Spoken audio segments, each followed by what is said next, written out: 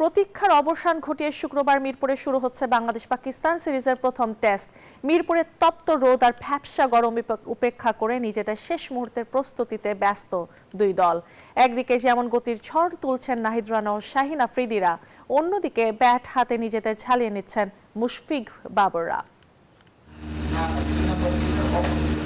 মিরপুরের আকাশ যেন আজ এক রহস্যময় ক্যানভাস, কখনো মেঘের লুকোচুরি, কখনো কাঠফাটা তপ্ত রোদ। প্রকৃতির এই আচরণ দমাতে পারেনি ক্রিকেটারদের জেদ।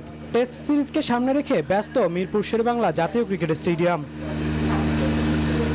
সবার নজর কেড়েছেন তরুণ পেসার নাহিদ রানা। পেশোয়ার জালমিন হয়ে পিএসএল এর শিরোপা জিতে বীরের বেশে দেশে ফিরেই বিশ্রামের ধার ধারেননি তিনি। সকাল হতেই নেমে পড়েছেন প্র্যাকটিসে। ইনডোর গ্রাউন্ডে তার সাথে গতির ঝড় তুলতে দেখা গেছে শরীফুল ইসলামকে। অভিজ্ঞ মুশফিকুর রহিমও থেমে নেই। নেট সেশনে নিজেকে ঝালিয়ে নিচ্ছেন এই মিস্টার ডিপেন্ডেবল। যুক্তরাষ্ট্রের এক নম্বর জিম চেইন গোল্ড জিম এখন আবারও বাংলাদেশে।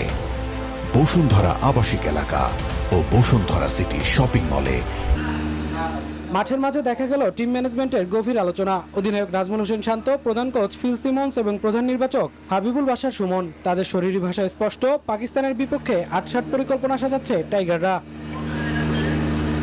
পিছিয়ে নেই সফরকারী পাকিস্তানও। নির্ধারিত সময়ের আগেই প্র্যাকটিসে নেমে নিজেদের পেশাদারিত্বের প্রমাণ দিল তারা। অপরদিকে রাত ১টায় ঢাকায় ল্যান্ড করেই ক্লান্তি ভুলে সকাল ১০টায় মাঠে হাজির বাবর আজম। নেটে দীর্ঘক্ষণ ব্যাটিং প্র্যাকটিস করে বাবর আজম বুঝালেন ম্যাচের প্রতি তার ডেডিকেশন। এদিকে বল হাতে গতির ঝড় তুললেন শাহিন আফ্রিদি, বুঝিয়ে দিলেন তিনি কতটা ফিট।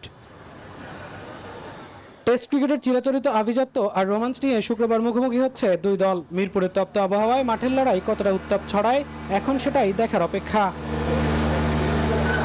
মামুনুর রহমান, নিউজ 24।